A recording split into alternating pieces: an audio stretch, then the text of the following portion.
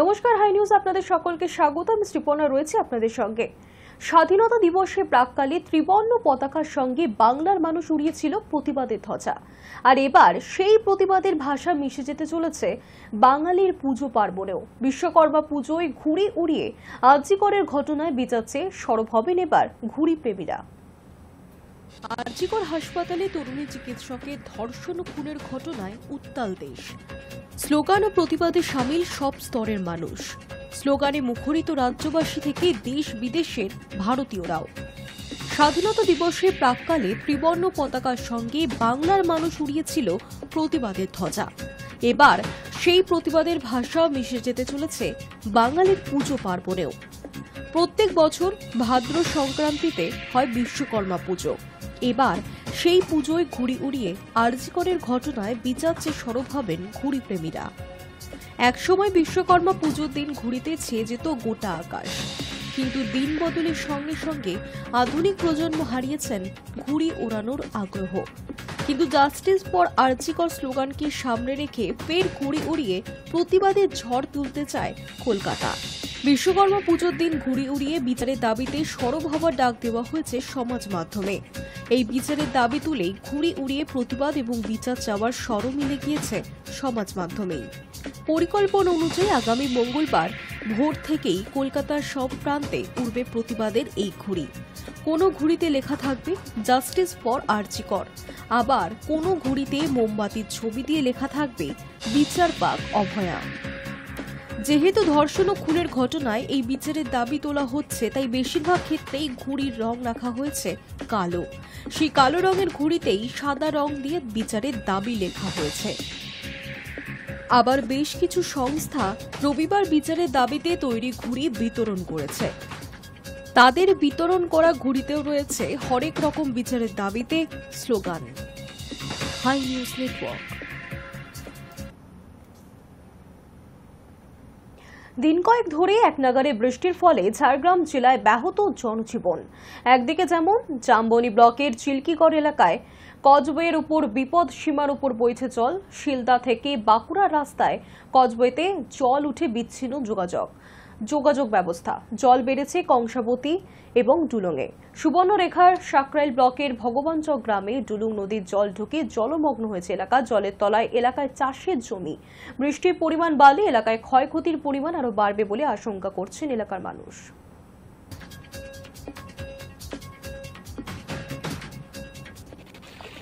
আমাদের এটা যে আজকে বা এই বছর সেরকম না, আমাদের এটা প্রতি বছরই হয় এবং একটু বৃষ্টি হলে রাস্তার উপরেই জল উঠে যায় আর যাতায়াতের খুবই অসুবিধা হয়। আমাদের এখানে প্রতি বছরই এটা হয়। ডলু নদীর জল খুব পরিমাণে বাড়ায় পুরো রাস্তা, মানে আমাদের গ্রাম থেকে ভগবানচক থেকে বহড়াদাঁড়ি রাস্তা পুরো প্লাবিত। উপরন্তু ওই বহড়াদাঁড়ি থেকে রোহিণী যে রোড কুকড়াখুঁটি, ওই রোডটাও পুরো প্লাবিত। যাতায়াতের খুবই অসুবিধা সমস্যায় মানুষ পড়েছে। এটা বারবার আমরা বলার সত্ত্বেও হয়নি। এরপর প্রচুর জমিও মানে জলুপ্ত হয়, প্রচুর ধান জমি। এটা পুরোটাই যেটা দেখা যাচ্ছে পুরোটাই ধান জমি, পুরো বিঘার পর বিঘা পুরো প্লাবিত। জল নিকাশি ব্যবস্থা খারাপ। জল যন্ত্রণা থেকে মুক্তির দাবিতে বিক্ষোভ হাসনাবাদে। গত কয়েকদিনের টানা বৃষ্টিতে জলমগ্ন হাসনাবাদের কাটাখালী ব্রিজ সংলগ্ন বিভিন্ন এলাকা। সোমবার কাটাখালীর পালপাড়া এলাকায় হাসনাবাদ হিঙ্গলগঞ্জ রোড অবরোধ করে বিক্ষোভ দেখালো স্থানীয় বাসিন্দারা। হাতে প্ল্যাকার্ড নিয়ে বিক্ষোভে সামিল গ্রামবাসী। তাদের একটাই দাবি, দ্রুত জল যন্ত্রণা থেকে মুক্তি চাই। অবিলম্বে জল সরানোর ব্যবস্থা করতে হবে প্রশাসনকে।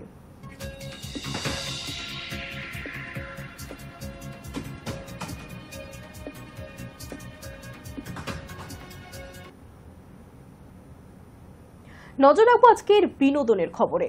বিয়ে করলেন অভিনেত্রী অদিতি রাও হায়দারি এবং দক্ষিণী অভিনেতা সিদ্ধার্থ। সোমবার সকালে নবদম্পতি সমাজ মাধ্যমে তাদের বিয়ের ছবি শেয়ার করেছেন। বাগদানের 5 মাসের মাথায় বিয়ে সারলেন অভিনেত্রী অদিতি রাও হায়দারি। বিয়ে করলেন অভিনেত্রী অদিতি রাও হায়দারি এবং দক্ষিণী অভিনেতা সিদ্ধার্থ। সোমবার নবদম্পতি সমাজ মাধ্যমে তাদের বিয়ের ছবি প্রকাশ করে অনুরাগীদের সুখবরটি জানিয়েছেন। সমাজ মাধ্যমে অদিতি এবং সিদ্ধার্থ তাদের বিয়ের অনুষ্ঠানের বেশ কিছু ছবি শেয়ার করেছেন, যে ছবি দেখে বোঝাই যাচ্ছে দক্ষিণী রীতি মেনেই হয়েছে বিয়ের অনুষ্ঠান। একটি ছবিতে দেখা যাচ্ছে দক্ষিণী রীতি অনুযায়ী সাদা পাঞ্জাবি এবং সোনালী পাড়ের ধুতি পরেছেন সিদ্ধার্থ।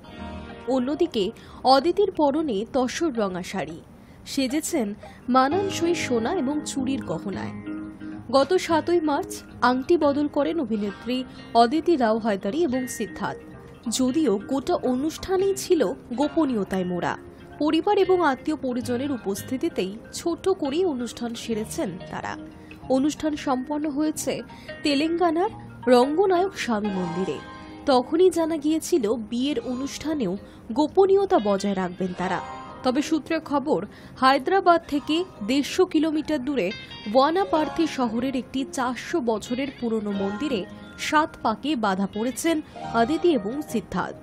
পরিবার এবং নিকট বন্ধু বান্ধবের উপস্থিতি ছিল অনুষ্ঠানে, তবে দম্পতি ঠিক কবে বিয়ে করেছেন সেই তারিখ তারা প্রকাশ করেননি। সূত্রের খবর, খুব শীঘ্রই তারা ইন্ডাস্ট্রির সতীর্থদের জন্য একটি বিশেষ পার্টির আয়োজন করবেন। 2021 সালে মুক্তিপ্রাপ্ত দক্ষিণী ছবি মহাসমুদ্রম এর সেটে আলাপ অদিতি এবং সিদ্ধার্থের। সেখান থেকেই তাদের বন্ধুত্ব, তারপর প্রেম। এটি অদিতি এবং সিদ্ধার্থ দুজনেরই দ্বিতীয় বিয়ে। এবার অদিতি সিদ্ধার্থের নতুন পথ চলায় খুশি অনুরাগীরাও। High news network.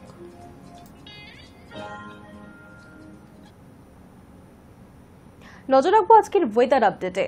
গত 3 দিন ধরে চলছে লাগাতার বৃষ্টি। কবে থেকে কমতে পারে বৃষ্টি, কি বলছে হাওয়া অফিস, দেখুন। শুক্রবার রাত থেকে চলছে লাগাতার বৃষ্টি। শনি রবির পর সোমবারও আকাশের মুখ ভার। দফায় দফায় চলছে বৃষ্টি। কবে বৃষ্টির হাত থেকে মিলবে রেহাই, সেটাই এখন প্রশ্ন। মঙ্গলবার বিশ্বকর্মা পুজো, সেদিনও কি একই আবহাওয়া থাকবে? না, হাওয়া অফিসের পূর্বাভাস অনুযায়ী সোমবার থেকেই ধীরে ধীরে কমবে বৃষ্টির পরিমাণ। মঙ্গলবার থেকে আবহাওয়া বদলের সম্ভাবনা। দক্ষিণবঙ্গে দেখা মিলতে পারে রোদেরও। আলিপুর আবহাওয়া দফতরের পূর্বাভাস অনুযায়ী বর্তমানে ঝাড়খণ্ড ও সংলগ্ন পশ্চিমের জেলাগুলিতে এই অতি গভীর নিম্নচাপের অবস্থান। সোমবার সকালের পর এটি শক্তি হারিয়ে গভীর নিম্নচাপে পরিণত হবে। আগামী 48 ঘন্টায় এটি উত্তর ছত্তিশগড় এলাকায় পৌঁছবে। জোড়া ফলায় বৃষ্টিতে ভিজছে কলকাতা সহ গোটা দক্ষিণবঙ্গ। সোমবারও ভারী বৃষ্টির সম্ভাবনা থাকছে পুরুলিয়া, ঝাড়গ্রাম, পশ্চিম মেদিনীপুরে। কলকাতা সহ বাকি জেলায় বজ্রবিদ্যুৎ সহ হালকা থেকে মাঝারি বৃষ্টির পূর্বাভাস রয়েছে। মঙ্গলবার থেকে আবহাওয়ার উন্নতি। সোমবার পর্যন্ত মৎস্যজীবীদের সমুদ্রে যেতে নিষেধাজ্ঞা জারি করা হয়েছে। এদিকে একটানা বৃষ্টিতে এক ধাক্কায় কলকাতা সহ গোটা দক্ষিণবঙ্গেরই কমেছে তাপমাত্রা। তবে বৃষ্টি কমলেই কলকাতায় ফের আর্দ্রতাজনিত অস্বস্তি ফিরবে বলেই মনে করছেন আবহাওয়াবিদরা। Hi news network.